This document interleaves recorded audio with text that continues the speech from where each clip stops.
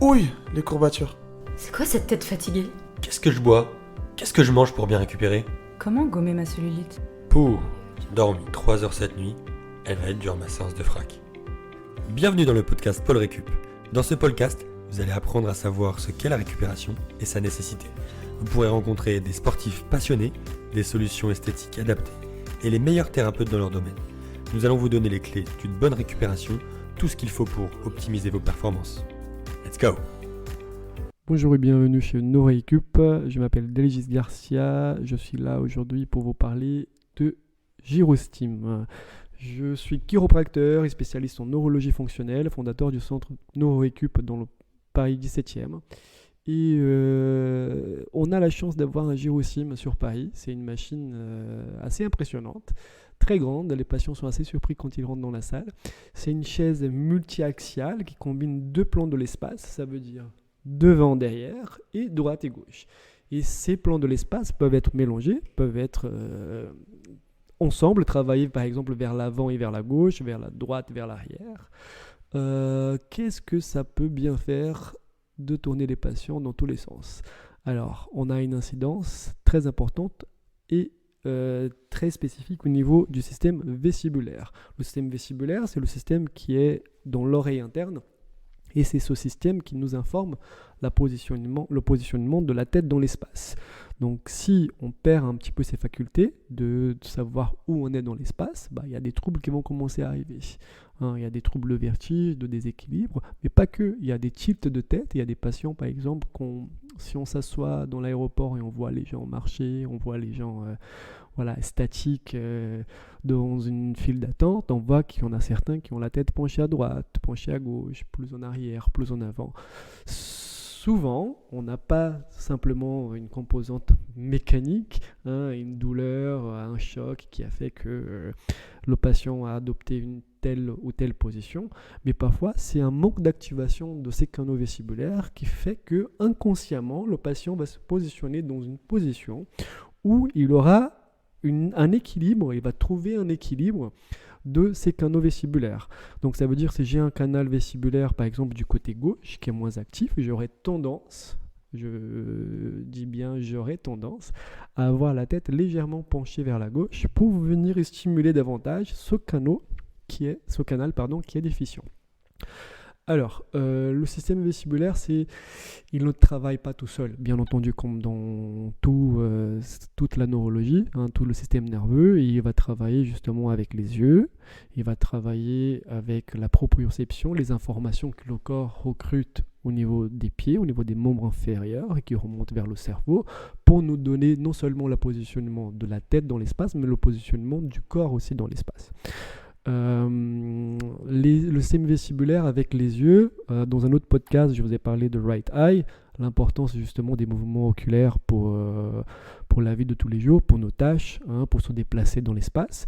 Donc ces deux systèmes ils sont intimement liés, l'un ne peut pas travailler, ne peut pas marcher sans l'autre, et quand on vient stimuler un système, on est forcément en train de stimuler son conjoint, son meilleur copain. Donc pour revenir dans le Gyrostim, c'est une chaise, on en compte à peu près, dernier sondage, une trentaine dans le monde. Il n'y en a pas beaucoup, on en a 3 en Europe. Il y en a un en Bretagne, il a nos nôtres ici chez No Récup, et on a un à Amsterdam. Sinon la plupart des machines de Gyrostim se situent aux États-Unis. C'est une compagnie américaine, il est fabriqué au Colorado aux États-Unis, et on en compte quelques-uns aussi au Canada et en Australie. Donc c'est une machine qui a été conçue avec un programme qui me permet de tourner le patient à une vitesse où c'est moi qui choisis l'accélération, la vitesse, combien de tours par minute on va faire dans telle ou telle direction, la désaccélération, est-ce que je vais tourner le patient que vers l'avant pour stimuler par exemple les canaux vestibulaires antérieurs, est-ce que je vais tourner le patient que vers l'arrière pour venir stimuler ces canaux vestibulaires postérieurs? Si je vois dans l'examen neurologique que je ferai avant, où je vais tester plusieurs choses dans le patient, je vais identifier avec ces tests, aussi bien les tests des yeux qu'un test neurologique, un examen neurologique complet, quel canal serait davantage stimulé pour pouvoir aider le patient. Donc, selon ces canaux qu'on veut travailler, on va imprimer des directions préférentielles pour tourner le patient. Donc, il y en a certains qui vont tourner préférentiellement vers l'avant et vers la droite. Si on veut stimuler, par exemple, les canaux vestibulaires, ce qu'on appelle antérieur à gauche. Voilà, c'est difficile de vous faire un schéma par podcast, mais il faut que vous imaginez qu'on a 3 canaux de chaque côté au niveau de l'oreille interne. On a 2 antérieurs, 2 latéraux et 2 postérieurs. Et selon la direction qu'on va tourner le patient, on va venir stimuler tel ou tel canal. Donc, selon le test, selon l'examen, je vais décider, chez ce patient-là, on va plutôt travailler, par exemple, son hémicôté gauche, son cervelet gauche, et de préférence aussi son canal postérieur droit. Selon ça, j'ai tous ces plans de l'espace où je vais tourner le patient. Les patients, au début, ils sont un petit peu impressionnés par la machine parce qu'elle peut aller très vite, mais on y va vraiment par palier. Je vais commencer à tourner le patient à une vitesse très lente et au fur et à mesure, je vais contrôler son rythme cardiaque, sa dilatation de la pupille pendant toute la séance. Et c'est des choses que le patient ne peut pas contrôler. Il ne peut pas dire à son cœur de battre plus vite ou moins vite, ou sa pupille de se dilater ou de se contracter. Donc c'est des choses autonomiques, mais qui me servent de repère pour savoir si je suis dans le seuil de tolérance que le patient peut accepter pendant la séance. Donc je vais commencer à tourner le patient, je vais garder tous ces paramètres à côté, à regarder, à surveiller. Et au fur et à mesure, si le patient est à l'aise, je vais augmenter la vitesse, augmenter l'intensité de la direction, aller plus jusqu'à faire un tour complet, 2, 3, 5. Je peux commencer, la machine elle peut tourner jusqu'à 30 tours minutes. Normalement, je commence à 2-3 tours minutes et on évolue vers 4, 5, 7, 8, 10, jusqu'à 15 tours minutes. Au bout de quelques séances, on peut emmener le patient à faire les stimulations. Bien entendu, il y a toujours un avant et un après. Donc le but, c'est de voir le patient avant ce qu'il est capable de faire, faire une anamnèse assez complète et prendre toutes les informations nécessaires pour voir comment il est aujourd'hui et comment il serait après les séances pour pouvoir comparer. Voilà, tous les paramètres sont bons à prendre dans les tests pour voir s'il y a une amélioration significative pour le patient. Il y a des résultats qui sont assez immédiats. Il y a des patients qui se sentent bien tout de suite après. Parfois, il y a des patients qui remarquent des changements quelques semaines, voire quelques mois après la séance. Parce que chaque système nerveux va réagir différemment à ces stimulations. Il y en a certains qui sont en meilleure santé, qui vont être stimulés et il y aura un changement durable et immédiat. D'autres systèmes qui sont peut-être un petit peu plus affaiblis, qui sont un petit peu plus déficitaires, qui sont un petit peu plus instables, auront besoin de plus de séances et un peu plus de temps pour assimiler et créer un changement, une plasticité, surtout c'est le mot qu'on cherche. La plasticité cérébrale, c'est de venir stimuler le patient de façon à créer un changement qui soit durable dans le temps, par des connexions, par les synapses au niveau des neurones, d'essayer de trouver le chemin pour aller de A à B. Quand ce chemin il ne fonctionne pas correctement, c'est de trouver un autre chemin pour arriver au point B en empruntant un autre chemin, mais pour arriver au même résultat. Même cela, c'est un peu plus lent. Donc ça, c'est le but de la plasticité, c'est créer ces changements au niveau du système nerveux du patient pour accomplir les mêmes tâches que le patient était capable de le faire avant.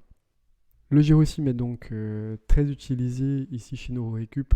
On traite de diverses et variées conditions, mais surtout des commotions cérébrales. On traite beaucoup aussi les séquelles d'AVC. Quand le patient va faire un accident vasculaire, il va perdre l'usage d'un côté, une héminégligence, une hémiplégie. On va surtout travailler sur certains types de vertiges, de perte d'équilibre. On travaille avec beaucoup d'enfants qui ont le spectre de l'autisme, certains troubles parkinsoniens, des infirmités motrices cérébrales, c'est de ce qu'on appelle cerebral palsy, cerebral palsy en anglais, des enfants qui ont manqué d'oxygène à la naissance et qui ont des déficits cognitifs et moteurs assez importants, ce qu'on appelle une hypotonicité axiale, qui ont des difficultés à se tenir assis, à tenir la tête, qui ont un retard de marche et qui ont une spasticité, qui ont les bras ou les jambes, les membres inférieurs très toniques, très raides, cette raideur, et certaines dystonies aussi, et énormément d'autres conditions d'ordre neurologique. Alors, le gyrosim, on peut travailler de façon différente. On a une stimulation plutôt passive où le patient va être assis dans la chaise et qui va subir justement ces stimulations vestibulaires. Et parfois, le patient aussi il va contribuer à la stimulation.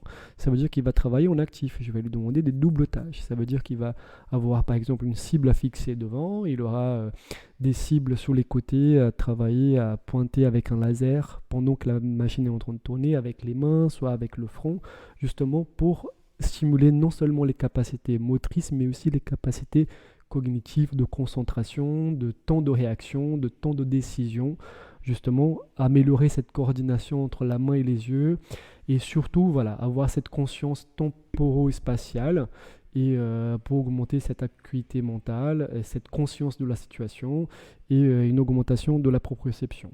Donc si vous êtes un athlète ou pas, d'élite olympique professionnel ou simple mortel comme vous ou moi, je pense qu'un soin complet et ultra précis, ça va sûrement améliorer vos capacités physiques et accroître vos performances et pouvoir atteindre votre potentiel ultime. Ça, c'est une certitude. Vous pouvez prendre rendez-vous pour faire un essai chez NeuroRécup. Vous pouvez voir toutes les informations sur notre site. Vous pouvez prendre rendez-vous sur Doctolib. Mais sachez que pour qu'on puisse utiliser la machine, on a besoin de faire une consultation chiropractique complète avant. On doit faire un examen right eye avant. Et c'est simplement après tous ces tests, tous ces examens, que je pourrais vous dire si vous êtes un candidat qui peut bénéficier justement des séances de gyrosim pour vous aider, pour vous accompagner dans vos objectifs. Donc si vous avez des questions, n'hésitez pas à revenir vers nous. On est là pour répondre à toutes vos questions. Rendez-vous sur Doctolib avec Delgis Garcia ou sur le site NeuroRécup et on sera ravis de vous rencontrer et de vous expliquer et trouver une solution pour pouvoir vous aider. Je vous dis à bientôt. Au revoir. Vous pouvez nous retrouver chaque semaine sur paulrecup.com les dernières actualités sur la récupération sportive et sur un fil actualisé en permanence. Podcast, le podcast d'actualité d'une récupération idéale est disponible sur toutes les plateformes. Nous publions un épisode chaque semaine pour n'en rater aucun. N'oubliez pas de vous abonner sur votre application audio préférée et si vous avez des questions sur la récupération, n'hésitez pas à nous écrire sur contact@paulrecup.com. À bientôt chez Paul Récup.